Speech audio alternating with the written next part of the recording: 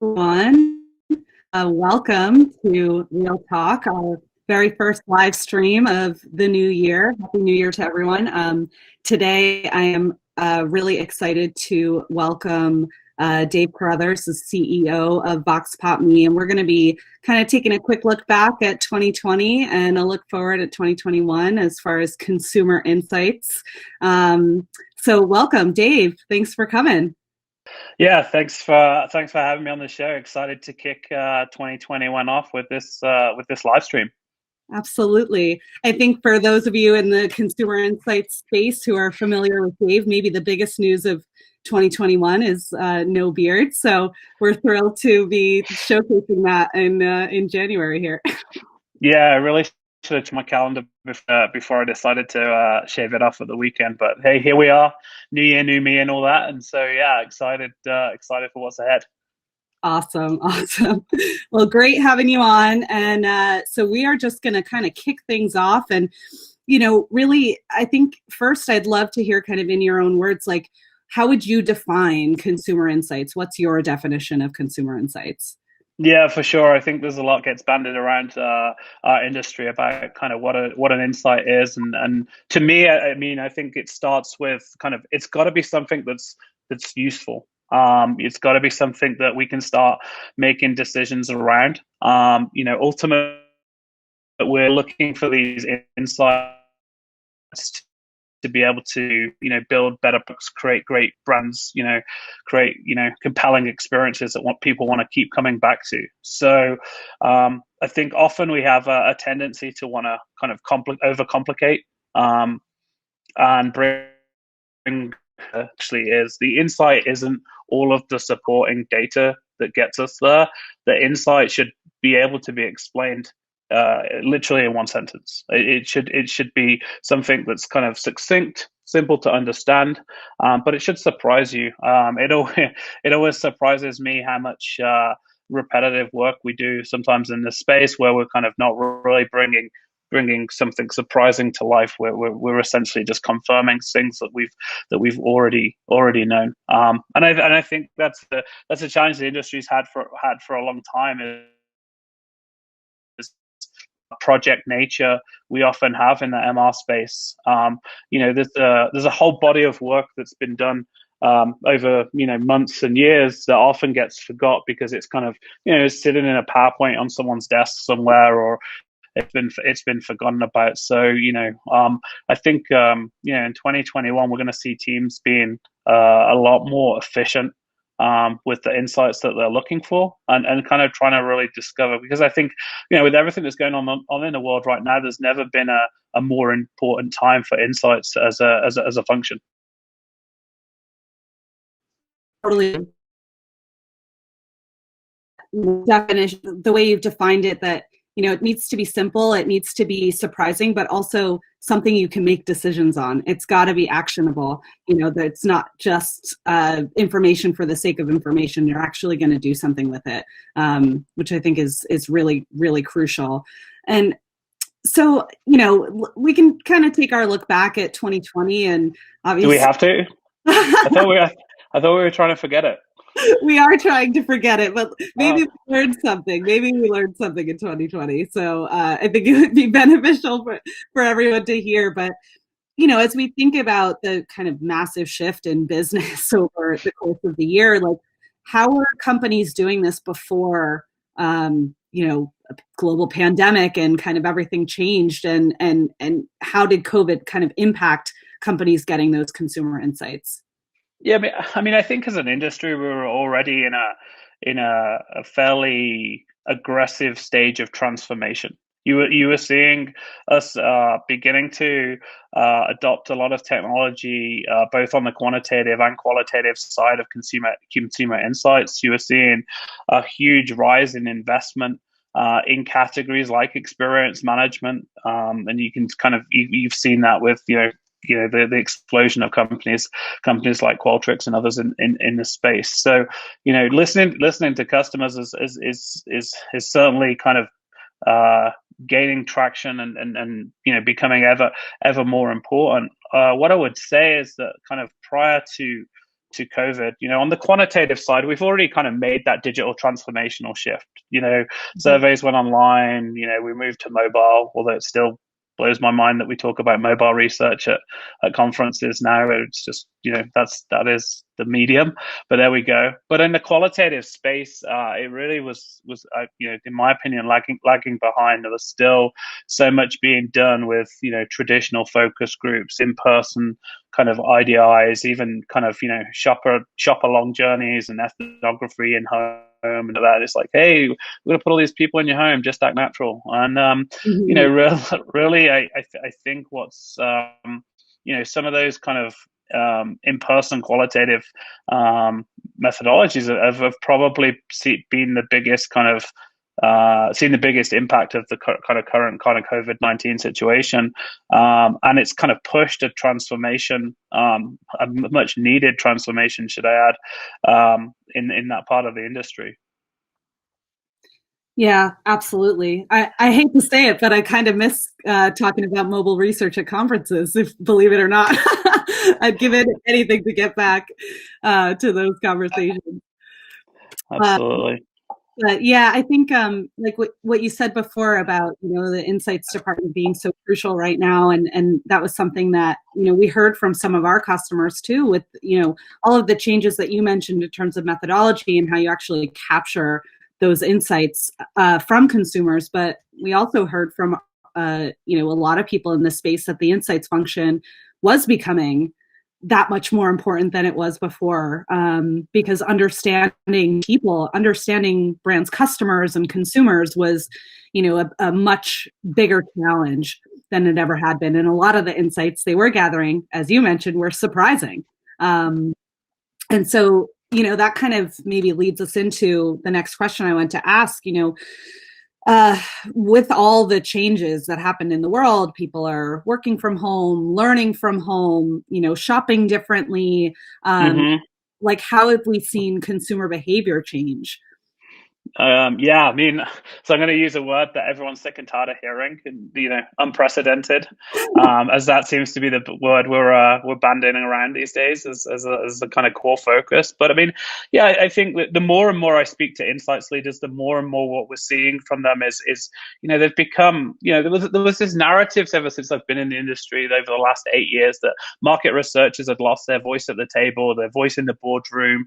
It was a support function. And what we've seen with the amount of change that's happened in the last 9 months, if you think about pretty much every aspect of your life right now has pretty much changed pretty dramatically. And we can talk about kind of how, which changes are here to stay. But I have to believe many of the changes we've experienced over the last 9 months, we're not just going to kind of roll back into kind of where we were before. These kind of habits and behaviors shifts are starting to happen. So what we've seen is insights teams inundated by requests from senior executives, even a lot more direct interaction with the CEOs of these major companies, as we all try and scramble and understand what some of these things mean. Just think about Jen as a parent, and what has changed just in terms of your kids and your kind of day-to-day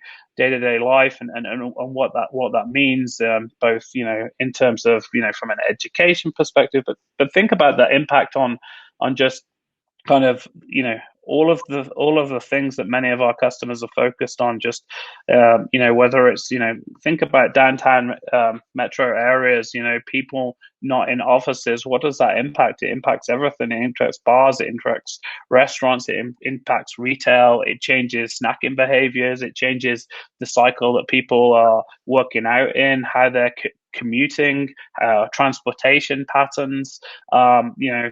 Sport is a huge part of culture here, and that just the changes we've seen to that, and all of that is having an impact on clients. They have to obviously there's certain verticals that have been hit much harder than other airlines and travel and things like that. But for many of our clients, they're seeing this as a huge opportunity to reinvent their business and understand what consumer needs are unfulfilled or unmet. And I think that's the key part of insights is, for many of these companies, it's looking at where is the space to innovate, what are other unmet needs of the consumer, and how can we get more market share. And this is truly one hopes a once in a lifetime period we're in right now. But companies continue to innovate through this, and out of most crises, most innovation is born out of necessity. And I think that's what we're seeing at the moment is this need for companies to innovate, and then understanding that actually, like, this innovation shouldn't happen in a silo, it shouldn't happen in a box. The customer has to be absolutely kind of front and center throughout that process. So in terms of kind of that change, I think it's happening at so many different levels, and that's putting obviously pressure on teams to figure this out, and they're having to they're kind of got all of this kind of demand coming into them as a central function, and not only is that kind of creating an overwhelming experience, but they're also having to migrate away from the tried and tested kind of tools that they've been used to using, particularly in the qualitative space. Yeah, absolutely. Yeah, it's tough to kind of like wrap a nice bow around all the things that have changed, right? It's like there's just so many things that no one ever really predicted in terms of, this is a big challenge too in terms of brand loyalty, which has been something that's been at risk for a while anyways. Just different levels of kind of brand loyalty.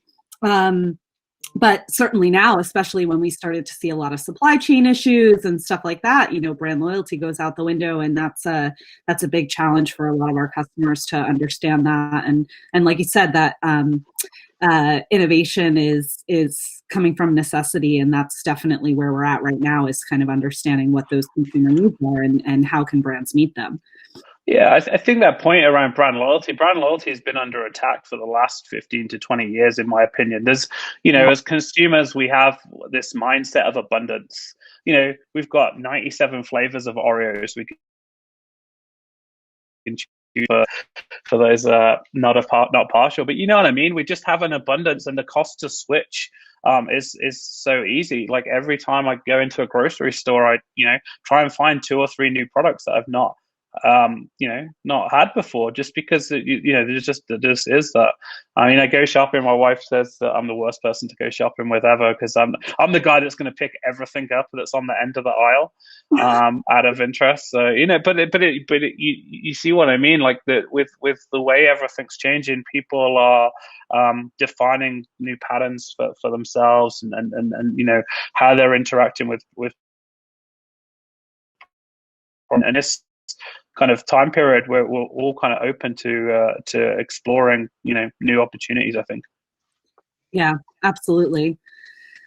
And so I guess how are brands now, like, with all that rapid consumer behavior change? It's not just that consumer behavior has changed, it's changing like overnight, daily, again and again and again, in this like sort of unpredictable way. Like, how are brands going about getting consumer insights quickly, instantly, when things really are changing that rapidly and overnight? Yeah, I mean, I think a big part of this is, like, what is the signal to noise ratio? There's so much happening at the moment.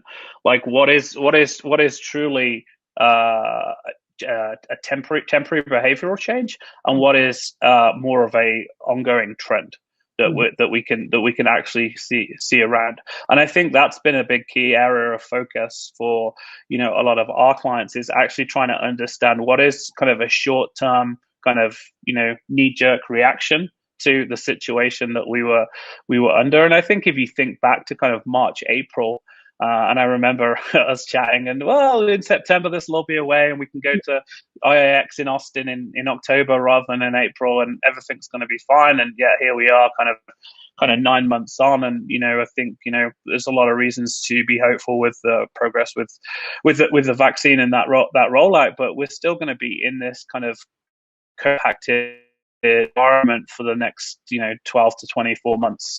Is going to be felt. So I think a lot of focus has been really about how can I understand. And one thing that I think that this forced was a huge amount of empathy.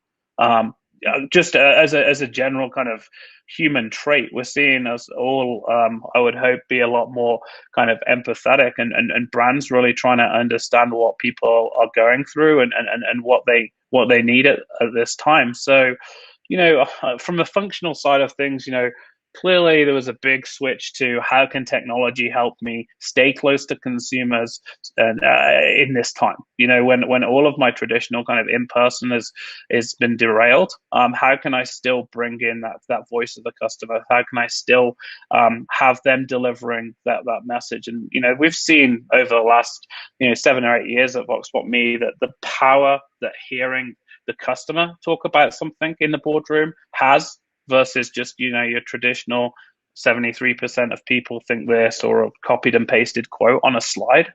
And I think kind of seeing that and kind of building kind of that empathy across the business, for what the customer's job to be done is, and problem that needed to be solved, and how that brand fits inside that customer's life is a big part of it. And I think obviously there's been this whole trend of agile for some time now in the industry, but it's never been as important. The ability to be able to have a hypothesis, get rapid feedback, test that with a group of customers, and iterate. We're seeing kind of product development life cycles trimmed down from what used to be 18 months to 2 years, being done in 2 to 3 months. Look at the ways that many of the businesses have been able to pivot and change their whole business models in such a short space of time. Now, if they've not been able to bring the customer into that decision making process, I think many of them would have got it wrong. They've made assumptions, they'd have done that. But now with a plethora of ML tech that's allowed them to engage the customer and turn results around in 24 hours, both quantitatively and qualitatively. Now all of a sudden, this challenge they faced of reimagining what a business looks like after so much change can be. I don't want to say it's easy, because it certainly isn't easy, but it's a lot easier than it perhaps would have been pre much of this technology existing. Yeah, totally. I think like you mentioned before, like a lot of the trends we're seeing in the insights industry are really an acceleration of things that were already kind of in place. And so it's interesting to, just see how, like, well, from necessity, we now need to build more empathy with consumers, and we happen to have technology available to us that we can do that really quickly and easily. But this is growing before any of this happened. It's just been an accelerator. Yeah, I would say, like, before this you had two, if you just split the industry into two cohorts, you had people that stuck with their kind of tried and tested tool set, methodology, favorite pet agency, whatever you want to call it. And then you had the kind of outliers that were, trying these new tools, figuring out ways to be more efficient, trying to do more with less. This has forced that kind of other half that was maybe a little bit more stuck in the past, to kind of move into the future. And I think what we'll be seeing is, where they had some kind of nervousness about what does this mean for key tenets that were important to them of conducting research, having kind of been thrown into a situation where there's kind of little to no choice. I honestly believe, like, it's like with every step change in evolution, like, people are initially skeptical at first, and then they experience it for the first time. Remember the first time you got in an Uber? like that kind of like mindset of like, okay, so this, I'm just going to get in this random guy's car and like, he's going to drive me where I want and it's going to be safe, and like, 5 years on, you wouldn't even think about it. In fact, the idea of, calling an old fashioned taxi cab just seems completely, archaic and stuff. And the same thing will happen. It just, the speed at which we adopt this stuff, is just changing all of the time. Yeah, absolutely. That's a great segue actually into my next question for you here, which is, I think we can now move on from 2020. We can put it Okay. behind. We did learn some good stuff. Yeah. But, what does this all mean for the consumer insights industry in 2021 and beyond? Yeah, I mean, I'm super bullish on insights for 2021 and beyond. I think it's, this event has given us that opportunity to reestablish the importance of our industry. And what's essential now is that we use the next 12 months to continue to build upon and capitalize on this momentum that we've created for ourselves. And I think that's about understanding the needs of the business, the landscape for consumers, and really, our role is to act as a bridge to connect the company to the customer. And the best insights leaders are the trusted customer authority within their business. They're the person everybody goes to and looks towards to get the answers, to make a decision. There are very few meaningful conversations that happen within a company around strategy and focus that shouldn't involve the insights team. And I think historically that wasn't happening, and this is the opportunity to do that. But to do that, we've got to continue to keep those principles and those tenets of kind of agility and speed and succinctness within there. Again, like if it's going to take 8 weeks and it's just not going to fly. People are going to find their own way, and we've seen that happen, right? We've seen the democratization of insights, which I would argue is a good thing. In terms of many of these tools that are allowing people who aren't in a core insights function to stay closer. Now, what I think as insights professionals we've got to do, we've got to work that, helping democratize insights and ensuring kind of that kind of we become that kind of customer authority, and kind of, again, like what we don't want to do is have all of this research living in 28 different places and different people. So how do we continue to educate the rest of the company around what it is that the customer wants, needs into the future? So yeah, for me, I'm extremely bullish on kind of 2021 and the role that insights can play. I still think that we're gonna continue to change, come out of COVID-19, and I think a lot of things won't go back to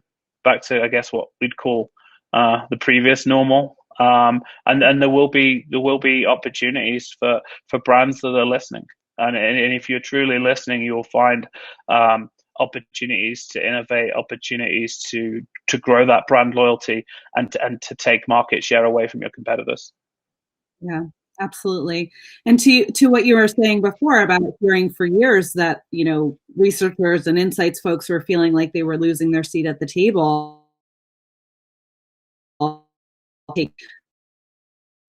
Because understanding customers, consumers, people is like no longer like a really important thing. It's now an essential thing. Like businesses will not survive without being really connected and empathizing with consumer needs.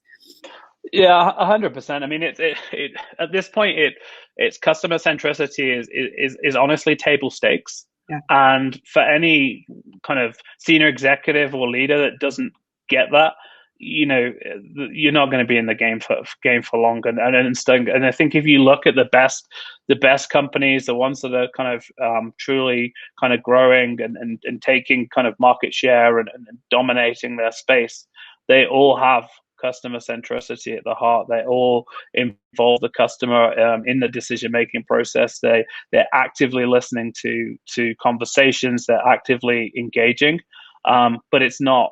They don't view it as just the job of the insights team. They view it as as something that the whole company needs to understand.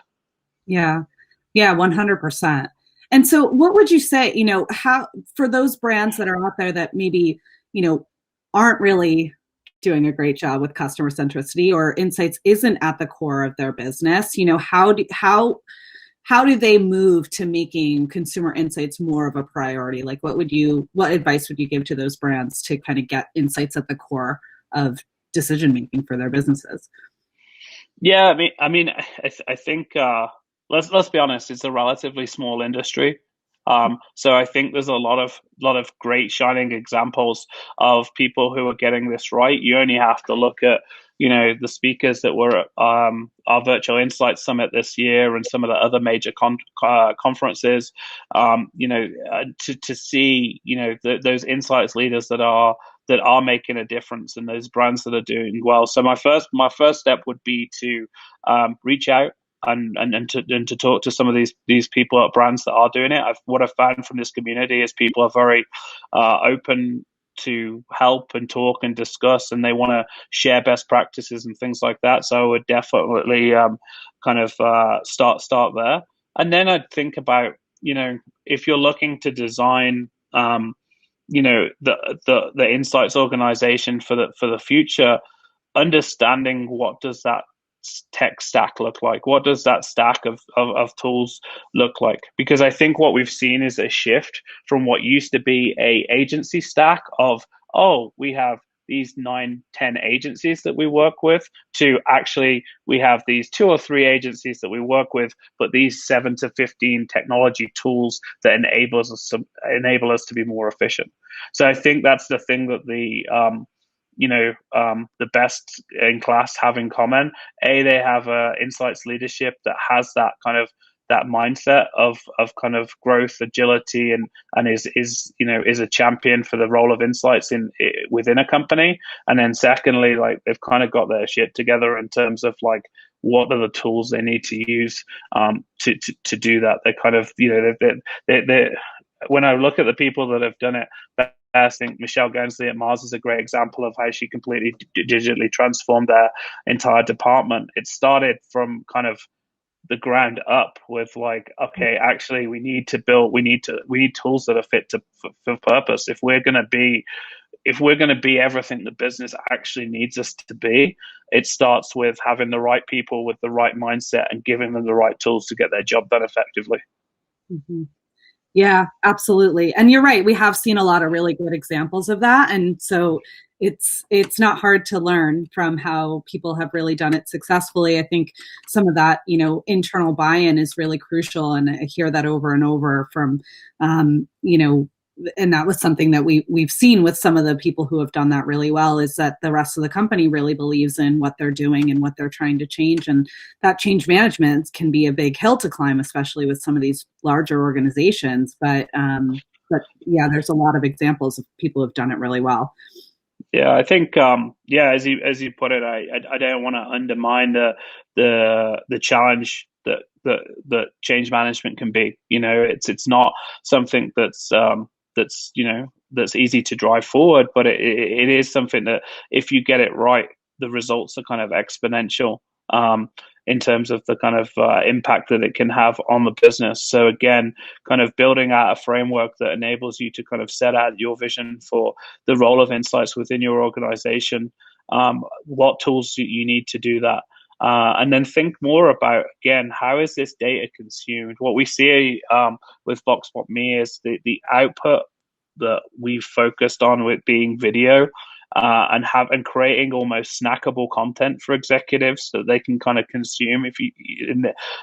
Rather than the 2-minute video is replacing the 60-page deck. It is, if you think about how we all consume media and what we do, and those leaders that are really breaking through are changing the way that they're delivering their insights. They're changing the way that they engage their audiences. Storytelling, it's a word that gets bandied around a lot again in this industry, but it's true. Like, I was looking at a Instagram account yesterday. It's called 60-second documentaries. Mm. And it's incredible what you can convey in 60 seconds. Now, think how many 60-minute meetings we've sat in, rolling our eyes or on the 93rd slide, and you just lose people. There isn't any reason why you can't wrap an insight into 2 minutes. There genuinely isn't. And Yeah. if you can't, it's not an insight, it's data. And people don't care about data. We're so overwhelmed with data. There's just data, charts, graphs, Tableau dashboards everywhere. And I can't stress this enough. We've got to get back to delivering insight, impact, and value. And that needs to be done succinctly. Yeah, absolutely. I'm feeling a little personally attacked. I'm thinking back to the last 1 hour meeting I led and how many slides I had, but I think I'm okay. Yeah, you're good. You're good. Awesome. Well, this has been really great. I really appreciate you coming on today and talking about all this stuff. I love the way you just kind of wrapped it up and what you started with in the beginning of defining consumer insights as being really simple, really something that's surprising. Like we want to be learning something new about people and something that's actionable that we can actually take to the bank, make some decisions on, and have an impact on our businesses is really crucial. So thank you so much for joining us today live on Real Talk. And I hope you'll all join us next week when we'll have another amazing guest. And yeah, thanks again. Awesome.